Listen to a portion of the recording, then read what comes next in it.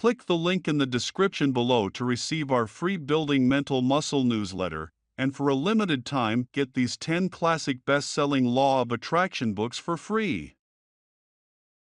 We hope you enjoy this presentation. If so, please click the like button and click the subscribe button below to receive notification when we release new recordings. Richard Hargraves presents Power Send Me by Neville Goddard. First published, 1968. This audio edition recorded 2024. Digitally narrated using the voice of John Christian, for buildingmentalmuscle.com, copyright 2024 Iron Power Publishing. All rights reserved. Power Sent Me by Neville Goddard.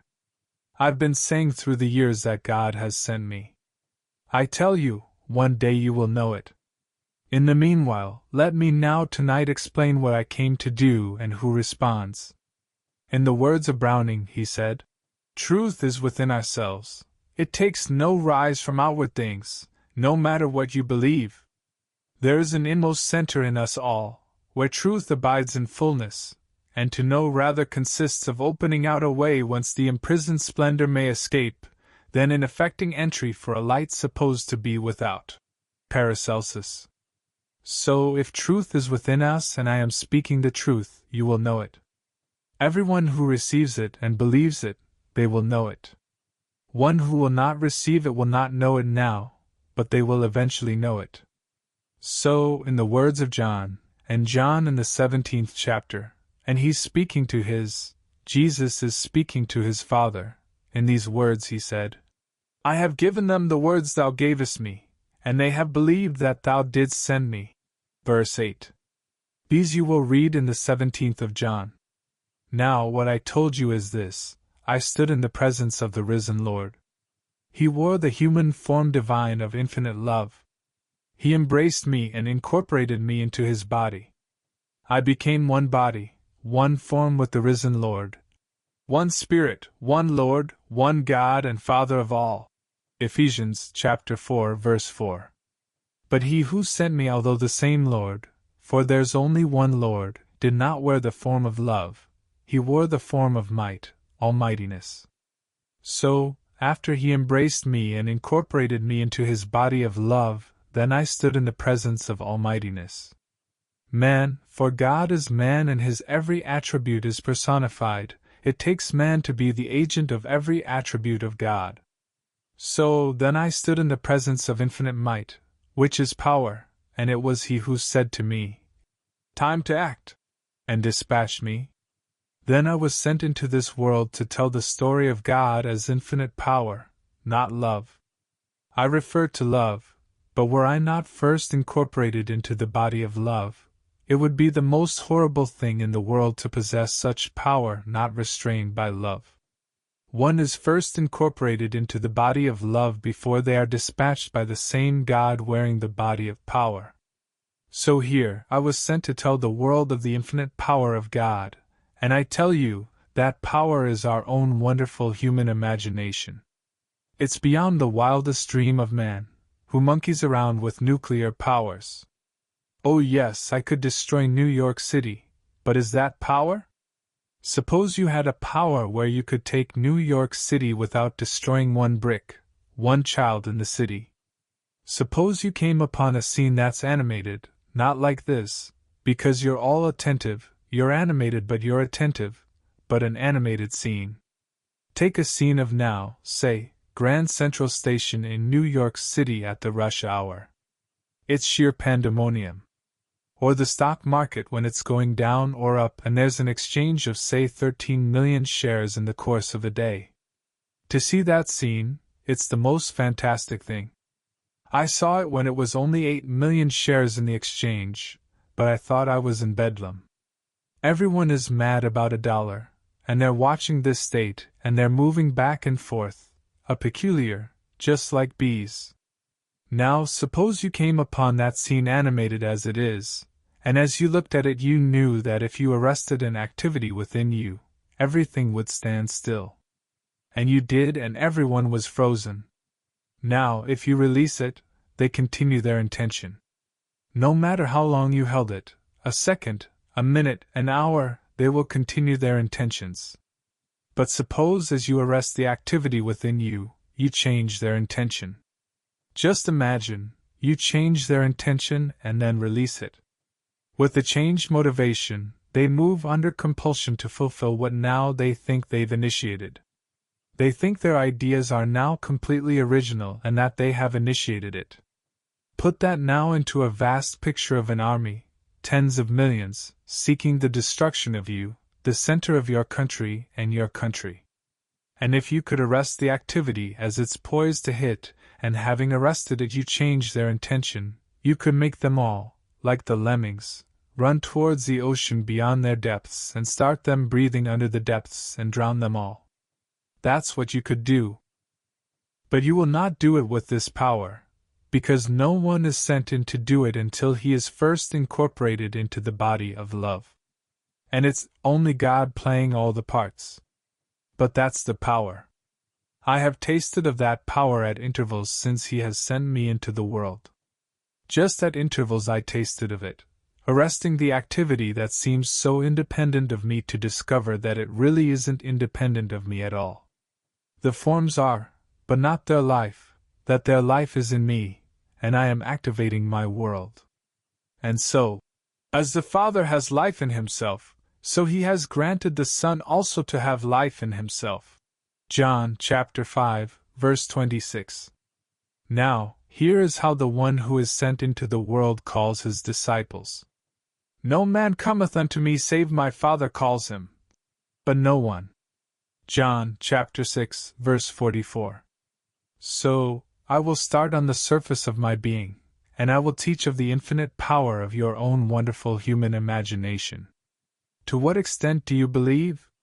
For many are called, but few are chosen. Matthew chapter 22, verse 14. Because many will say, "Oh, I believe," and give you lip service. So, I do not listen to what they tell me on the surface. "Oh, I believe it, they'll say. I am not the judge. He didn't send his Son into the world to judge anyone. He didn't send his Son into the world to condemn the world, but that the world may have life, everlasting life, and be saved through him." John chapter 3, verse 17. No one who believes in him is condemned, and those who do not believe they are already condemned, because they didn't believe in the name of the Son of God. Well, the name means nature. The nature of this Son of which I speak now is power, for Jesus Christ in Scripture is defined as the power and the wisdom of God. 1 Corinthians chapter 1, verse 24. So, when you stand in the presence of power and you are sent by the power of God, and the power of God is Jesus Christ. He then is the Father, and he expects the talent given you to be wisely invested, so that when you come back with the investment doubled he may say, "Well done, my faithful servant. Enter into the joy of the Lord." For you went out regardless of what others would say, and you told it just as it was told you, just as you experienced it. Now let me show you how they are selected. In the depths of the soul, they are selected. A week ago, last Friday night, this lady taking to bed this message she heard from this platform, and she said, "I found myself in a far, far place. It was so remote both in place and in time, I did not understand anything that I saw or heard. Suddenly the confusion ceased, and I am in huge room, glass-fronted and marble pillars, and it's practically empty, just the chair where I am seated. Then I feel I am expecting someone. Who I do not know, but I have the feeling I'm expecting someone. Then a carriage drives up. It is undoubtedly self-propelled. It's a carriage of a different period, but it's not a horse-drawn vehicle. It's a carriage of a different period but undoubtedly self-propelled. The door opens and out steps a man who embodies power.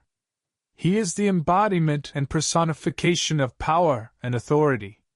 He's a tall man with gray curly hair. He is wearing an Inverness cape and carrying a small attaché bag. He moves swiftly into the room where I am and walks over. There is no greeting, and he begins to talk, that's all.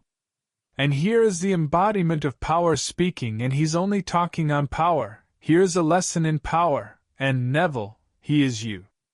I am looking at you and suddenly I know he is God. I'm saying to myself, he is God, and he is Neville. He continues talking on power, sheer power, unadulterated power. I am saying to myself, he is God, and he is Neville. And then he comes to the end of what he is saying. There's no recognition of my presence at all. And when he's through talking, he turns around, walks back, makes his exit, and as though by appointment the carriage comes into sight. He enters the carriage, and just as he enters the carriage they disappear, they vanish suddenly. I was bewildered. I woke. I am simply completely bewildered, awestruck. I went to the bathroom. I came back to my bed saying, I must tell this to Neville. Went back to bed and redreamed the dream. But this time, it is as though I am remembering the dream in the dream, and I'm making every preparation to tell it to you. So I start, and as I start to tell it to you, I find a ticket office. I move toward the ticket office and my friend Marge Broom is there. Just as I meet her, this something struck me in the forehead between my eyes and just above the eye, and it was painful, a sharp pain. I saw it, it looked like a stone, so I picked it up. It was about 3 or 4 inches long and about 3/4 of an inch thick. It was a polished topaz with gold buried all through it, embedded in the entire piece. As I'm showing it to Marge, a man walks over and looks at it and says it's valuable. You could cut it up into pieces and get quite a lot of money for it, she said. That commercial idea appealed to me, and so I took it and put it in my purse. Then we started towards the ticket office. I must get to Neville to tell him this dream. Suddenly Marge disappears. I look for my car and the car has disappeared. I open my purse and the purse is empty. There is no money and there is no topaz. I'm saying to myself, what will I? And then I arrested the thought. She was about to say, what will I use for money? She arrested the thought. She said, I will go within, and I will imagine I'm with Neville. And immediately she was in my home, and she's telling me the dream. She comes down to the point of the dream just before she remembered the teaching how to imagine, when the doorbell rang and then through the door came a group of gay, laughing, wonderful people, youth personified in numbers. It was time for me to take my walk and for her to leave. And she left so frustrated because she didn't tell me in the dream how she remembered the teaching and applied it successfully. As she woke, she said, I was thinking that I would tell you on Monday. Well, she did. She brought the letter on Monday night, last Monday night, so when I went home, I could read that letter Monday night. This was so vivid to her that she woke saying, I must tell him, I'll tell Neville on Monday. That's how one is chosen. In the depths of the soul my Father calls the 12. My work isn't complete until the 12 are called. There'll be 70 and there'll be more, but not until 12.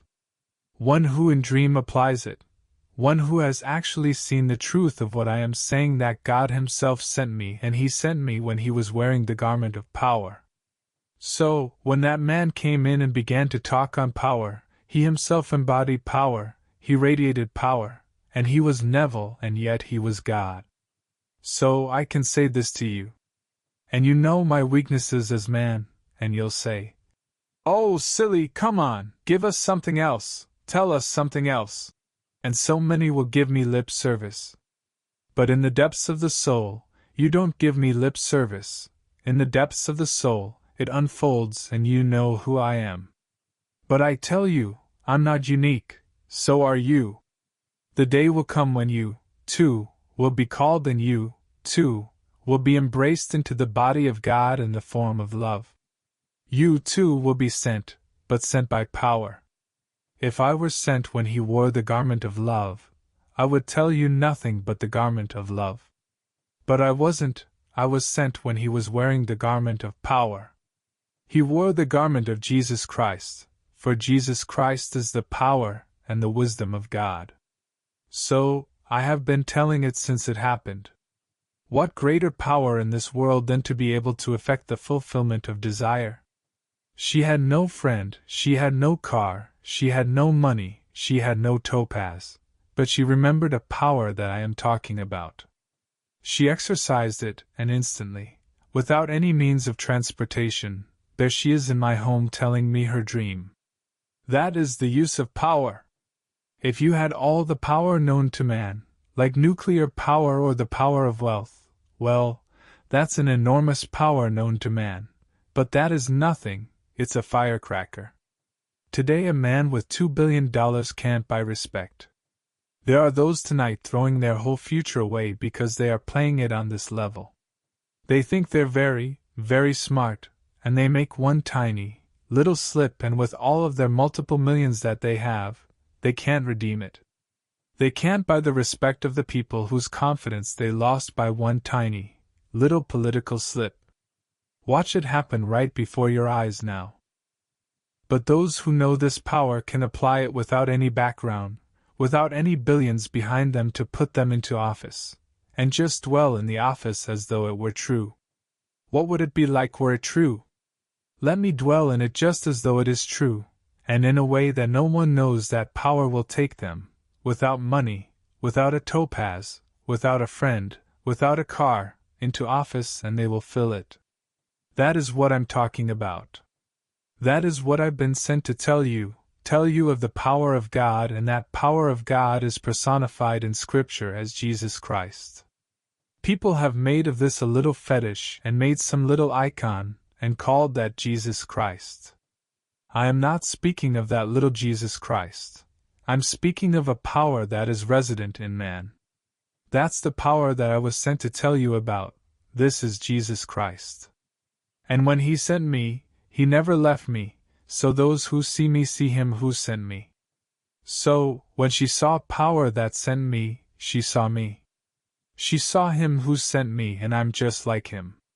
He sent me into the world, and He and I are one. He never left me. When I leave here now, to whom do I go? I go back to the one who sent me, and He and I are one, and we will both return as one, back into the body of ourselves, called love, and there we go. Well, this is the story as I read it in Scripture and as I've experienced it in my own mystical manner. So here I can say to her, you have been called from the very depths, for you met it. You proved in the far regions of your mind that you were faithful to the Word. And Father, I have given them the words that Thou gavest me, and they have received them, and they know in truth that I came from Thee. They have believed them that Thou didst send me. Well, she knows it now from actual experience. She saw the power personified, she knew it was God, and yet she knew it is Neville. So, she knows I haven't lied to her, that I have kept the faith, and told it just as it happened to me. So, she had to experience it in the depths of her soul, she had to, and know that it is true. Now, here is another story. We speak of symbols in the world. Everything is a symbol, I don't care what it is. Your mother's a symbol, your father's a symbol, all symbols. And this lady writes, the dream started, and I am in a huge, big dormitory. All the girls are present. I can say I was present, but really, in another sense I wasn't, because I was just about to leave. But I had my own room, my own space, rather. And they are all talking about someone losing a child. They all had a chart, and there were 12 days, and each day had a certain letter to the day. The first initial of that day was simply the first letter in the event to be experienced that day. So, this was the day on this person's chart, and it was a K. And so her child was kidnapped. She began to explain to me and to all the others, see, she had to experience this day because here is her chart. She began to bawl her out and bawl all the others out who believed this trash, and began to explain. You don't have to experience these things, you can revise the entire day.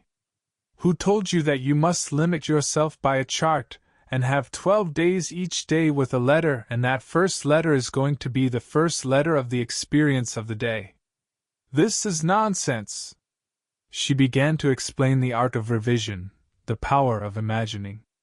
Then she said, she told the woman, you don't have to lose your child. You can get the child back. And she explained it in detail. Then she said, they all seemed so dotty, so I simply took my own child and I left. I went off into a long, long journey with so many people. I met so many travelers, and then I decided to return. So I came back to find the place that I occupied is now occupied by another woman. Everything is as it was minus 1 or 2 little changes she made, but she is doing the same thing I did, playing the same part one played, doing over and over and over as all the others were doing, playing the same part one played. I noticed that the library was changed. Instead of my books, she had replaced my books with her books, and my books were placed under the bed. My books were all encyclopedias. So, I said to her in the most forceful manner, get my books out and put them back where they belong and take those books away. That's what she did in her dream. Then she said, there was a great ado, a joyful state where everyone was now singing because my grandmother is coming. Now she said, I must go aside, this is not the dream, but I must tell you, my most joyful early childhood was spent with my grandmother. She was the essence of what a grandmother should be in the life of every grandchild.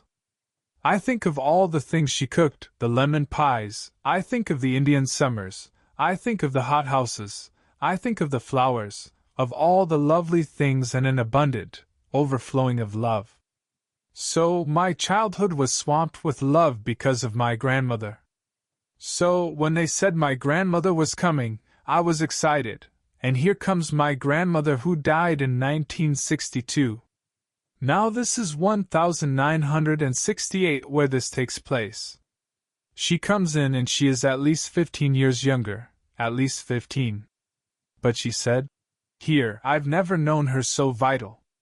She must have died when she was a young person, because she's still a very young person today. So, 15 years off would be considerable if you are one who loses a grandmother at a young age. For she died in 62, but in 62, which was 6 years ago, she'd still be a very young person. So, she said, she was 15 years younger.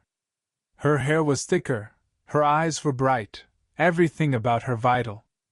I've never known such vitality in my grandmother. She came up with open arms, and she embraced me, and we kissed. I could feel the coolness of her skin. I could feel her lips against my lips as we kissed and embraced. And while I'm holding her and feeling the thrill of my grandmother, she becomes rigid, she drops in my hands and she's dead. And she falls to the floor. Everyone is concerned and sad about it. And I am overly joyful. She falls to the floor, and then I see it for what it really is, the symbolism of my life, the part she played in my life, and this is an eternal part. Then I realized who I am when she fell to the floor and then just simply vanished. She not only fell but she disappeared from the floor. All around me are sad, and I am not sad at all. Here is the most marvelous experience. Here is one who has had the experience of arresting an activity and starting it again, so she is tasting of the power of the life to come, the power of the new age. She sees that everything here is really dead, everything here is a symbol, and we are playing parts. Now she knows it from experience. She goes back to the old state to find it is the same thing over and over and over, with a slight modification. She tries to bring it back to its former state by bringing back the books from under the bed, but she gives it up, it means nothing. And out she goes to meet the grandmother, to find the grandmother alive, young, wonderful, vital, and after the embrace and the kiss, then she drops. So I tell you, I've been sent to tell you who you really are. Sent to tell you of a power of which you may be totally unaware, that you do not need a social, intellectual, financial, or any other background to achieve your goals. You may have all of these tonight and fail in your objective. And you may not have any of those things and realize your objective if you will believe. So, do you believe in Him? He said. What is the work of God?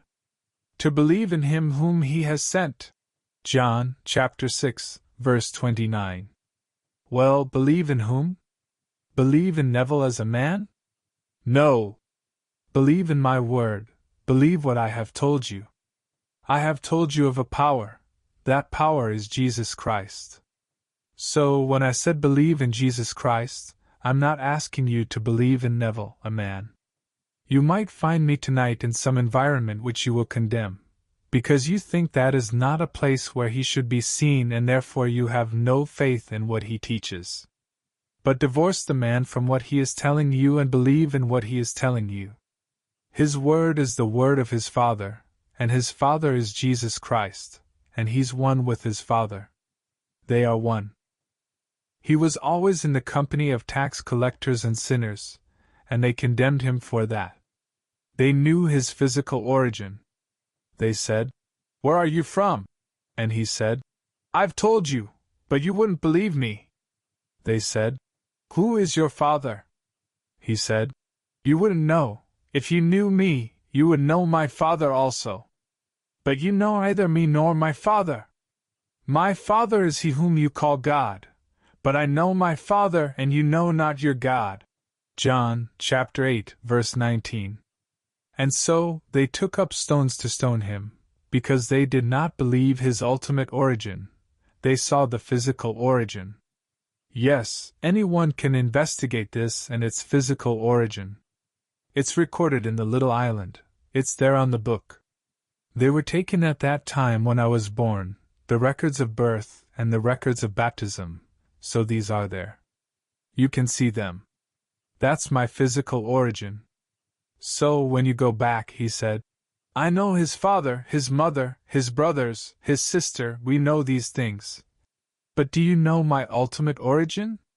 Do you know him who sent me? And do you know the phrase, him who sent me, is used on his lips 25 times in the Gospel of John? 25 times. He's always referring to him who sent me, and no one can follow him. So if in the depths you begin to so exercise what you have heard, that you actually exercise it and prove it in the dream, as she did, instantly, immediately she's in my home telling me the dream. And that's how they are called. They aren't called on the surface at all. Not one is called, because the whole drama is supernatural. It did not take place here on earth, not in the sense of secular history. It takes place while man walks the earth. It takes place in the deeper regions of the individual, and that's where it takes place. So, he didn't call Peter while he was fishing in the waters of this land, and then call Andrew and call John and James and all the others. No, these are simply symbolic of the states of mind that heard, believed, and in the depths it happened. And they were called that way. But no man on the surface is calling them, for you would call them by appearance and think, now, isn't she lovely or isn't he lovely, and she is rich, and he is rich, and they would give so much to the cause. That's what they're all doing. So, you go to church and best pews, used to be until recently, were always reserved for the rich. I know when I was a boy we didn't have much money, but we had a little position, so we had our own pew, and here was the name, Mrs. Goddard. And no one dared sit in the pew. So, she came with her brood every Sunday morning. We all had to come, reluctantly, but we came. Mother led the whole bunch of us in. And here the little name, that was Mrs. Goddard's pew. Now today that's a thing of the past, because you can't have reserved or bought pews. But even though the name is not allowed on it, it is still an unwritten rule in all the so-called proper churches, and they still reserve it for those who have large sums of money. The minister, if he sees their face on a Sunday morning, tears up what he had intended to say and speaks what they want to hear, or they aren't going to get a large donation. I know this from experience, for it came to me out of the horse's mouth in New York City. St. Luke's is a marvelous hospital in New York City, and next to it is St. John the Divine, the unfinished cathedral, the biggest thing and really a beautiful piece of work, and then there is St. Thomas, the cathedral on Fifth Avenue, all Episcopal. The hospital, St. Luke's, is run by the Episcopal Church. And this lady was going to give St. Thomas $2 million if the bishop was not still alive, Bishop Manning. Well, the old boy outlived her, so she gave it to St. Luke's. So, the hospital fell heir to $2 million. Now that's a Christian. She thought she was working her way right into the arms of God, and he would say, "I never heard of you, never heard of you. Do not know who you are?" Well, she thought by that very generous gift of $2 million either to one place, provided, of course, that the old boy was dead. If he was dead, the church would get it. If he wasn't dead, the hospital would get it, and yet they are both one.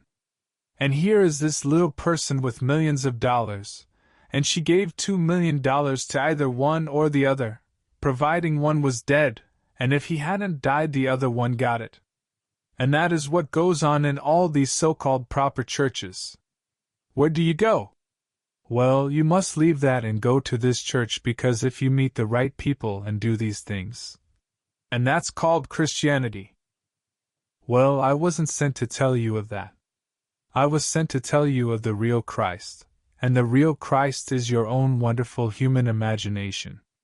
And there is nothing impossible to Christ. You don't need anything else. All I can say is test yourself and see whether you are holding to the faith. We think we are, and suddenly something comes up and I wonder, well, who can I interest in this venture of mine? Where could I turn? And we do not turn to Christ. When she found herself denuded of a friend, no friends, Marge was gone, no car, no transportation to my home, no money to get there, she's in the ticket office, no topaz that she can break up into pieces and sell it. And then she remembers. She went within and imagined herself in my home, and immediately she's in my home. She met the test, and therefore she's called. I've got to go back with my work completed. He sent me, and he is drawing into my world those who will fill the bill, and when it is completed, it could be this night, I will go. For she had a double dream, bear that in mind. The 41st chapter of Genesis. The doubling of the dream means that the thing has been fixed by God, and God will shortly bring it to pass. Verse 32. So, this dream being doubled, it has a double jet of truth in it. She has met the test. That was the most important thing in it, that she met the test. In her dream she imagined herself in my presence, and immediately she's with me in my home. The second is that she came into the circle. And I do not feel it can be long, it will shortly come to pass. I came out from the Father and I came into the world. Now I am leaving the world and returning to the Father. John, chapter 16, verse 28. So I take in this dream of hers that shortly it must come to pass. And just as I vanished without leaving a trace, just vanished, it will come in that manner. I take it in her revelation that she has met the test, and my departure I cannot see how it can be long delayed. But it cannot be until I have finished the work that he gave me to do. So I can then say, I have finished the work that thou gavest me to do. Now return unto me the glory that was mine, the glory that I had with thee before that the world was. John, chapter 17, verse 4. For I came out from you, there's pre-existence, and I came into the world, wearing a garment of flesh. And I've done the work which you gave me to do, to form the nucleus and to see that they do believe in you, which is their own wonderful human imagination, and that they will not turn to a false god, they will keep that God alive in them. And then, reach the 70 and reach 144 and go on from there. So, when the work is done, one has to depart. So, I take comfort in her vision that it shall shortly come to pass. Now here, believe me. It's the most glorious story ever told man, the story of how God became man that man may become God. But man must be told over and over who this God is that became him, that he is all imagination, that is the real man, and that imagination of his is God. That is the powerhouse of the world. Infinite power resides in your imagination. Just imagine that you are now imprisoned, and they've thrown away the key, and you can imagine yourself where you want to be. Believe in the reality of your imaginal act. If it took armies to release you, it would make no difference to you, but you will get out, uninjured, and you will find yourself where you have imagined yourself to be. Well, isn't that a far greater power than bribing your way out, and then being sent back in because you're caught bribing and doing all the things that violate the laws of Caesar? He never violated one law of Caesar. Do you pay taxes? Give me a coin. Whose inscription is this? It's Caesar's. Well then, render unto Caesar the things that are Caesar's. Mark, chapter 12, verse 14. But they want so much. All right, make that much more and give it to them. It makes no difference. And so, he wants this, he wants that, he wants the other. That's told you in the book of Samuel. As long as you have a God outside of self, he's going to impose upon you every limitation in the world. Read it carefully in the book of Samuel. They wanted a king, and he warned them what would happen if they expected a king and took a king. But they wanted to be like other people and have a leader over them. He said that first of all, he'll take your maidservants and he'll take all your male servants, and your sons and your daughters. He'll take your money, and when he's taken everything from you, then he'll take you. In that day that he takes you to enslave, as he has all the others, you will cry out to be saved from a God of your own choosing. But in that day I will have no ear to hear you. 1 Samuel, chapter 8, verse 11. But in spite of the warning, they still say, "Give us a king over us." So they chose Saul. With all the warning that came from the prophet Samuel, they insisted on Saul.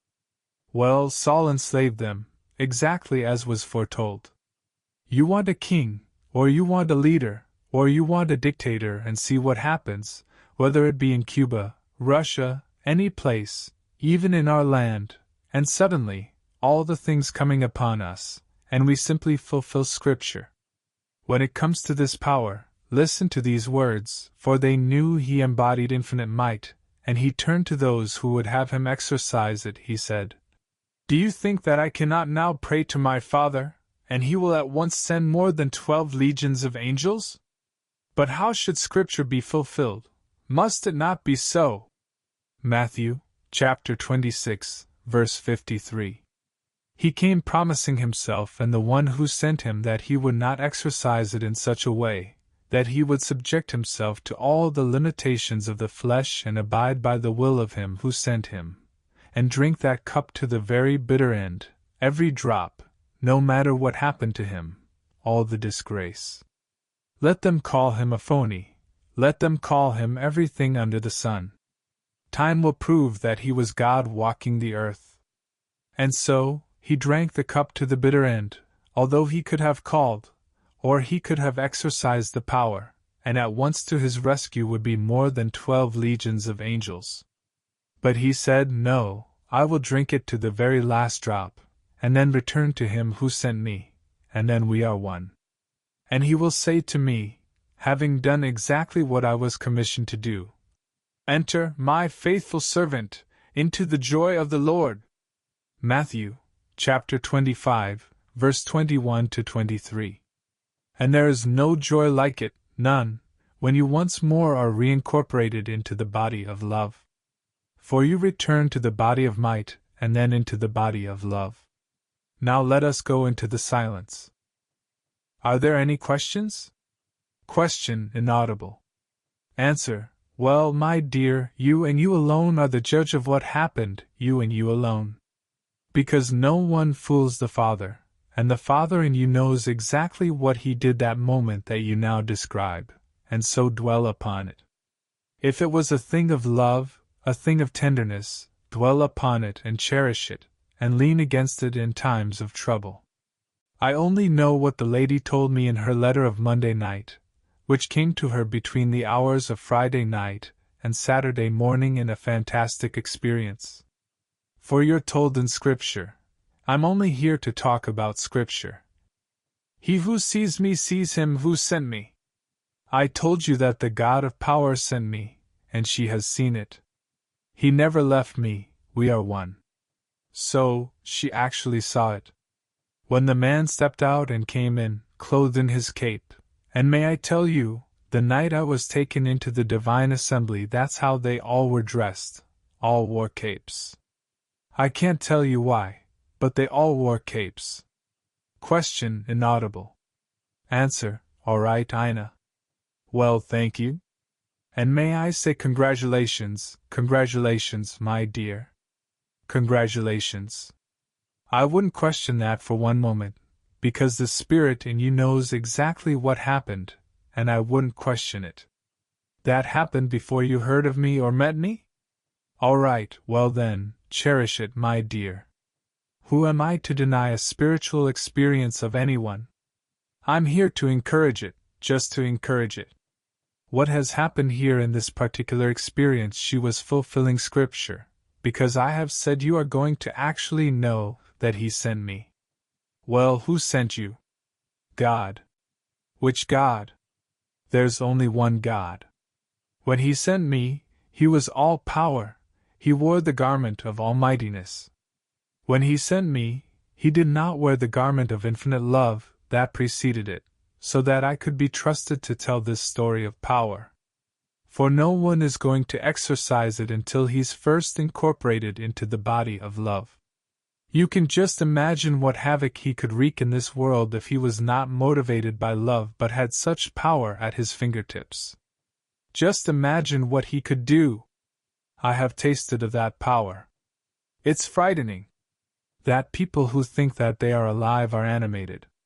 They do not have life in themselves. They have life. They are living souls but not life-giving spirits. Man is destined to be a life-giving spirit where he stops and starts the world that he observes, and those in it are totally unaware of being stopped. If you arrested it for an hour, they wouldn't know that the passage of time was 1 hour. They would awaken as though they hadn't even arrested, that they hadn't even napped, and continue in their intention. But to arrest it, and change the motivation, what power! What horror would be man if he was not first incorporated into the body of love. So that is the first incorporation, and then comes power. Jesus Christ is power, sheer unadulterated power. If you read John correctly, the 8 signs recorded were not done with compassion, they were the demonstration of power. There was no compassion whatsoever shown in what they called the signs in John. They are simply power. I know when I walked into this enormous crowd, thousands of them waiting for me, and when I came by, they were instantly cured. Eyes came out of the nowhere, hands, ears, all the missing parts came out and remolded themselves into the face that was completely distorted and everything on their bodies. They were all made perfect. There wasn't anything asked of me. I simply walked by, and being one with perfection, everything in my world had to be perfect. It was not compassion that prompted it. That happened to me in 1946. So, in John there's no compassion that prompts the signs, he just simply demonstrates power. He turns to the one. What have I to do with thee? Fill the jars with water. Now draw. And they draw wine. What have I to do with thee? He's turning to his mother and speaking. There's no compassion in that voice. Nor to the servants. Fill the stone jars with water. And she said to the servants, do whatever he tells you to do. So, they filled the stone jars with water. Now serve it! And a wine far better than they ever had before comes from the jars that only contained water, a demonstration only of power, no compassion. So I tell you, until one is incorporated into the body of love, one will not be sent. An apostle is one who is sent, but only after incorporation in the body of love. And he never fails one moment whether he sleeps or wakes, that sense of being sent. It moves with him all through the day and night, that sense of being sent. It is never foreign to him, it's part of his personality, for he is sent. Whether one believes it or not, it really makes no difference to him, because he knows where he stood and how he was sent. I was sent by sheer might. He didn't open his lips, he didn't use any vocal cords, he simply thought the words and I heard them. The words were, "Time to act." That was the emphasis. No. God only acts and is in existing beings or men. So when I say, "Do you believe it?" Well then, if you really believe it and you're confronted with a decision, then you'll act. If you don't really believe it, you don't act. You begin to ruminate. What shall I do?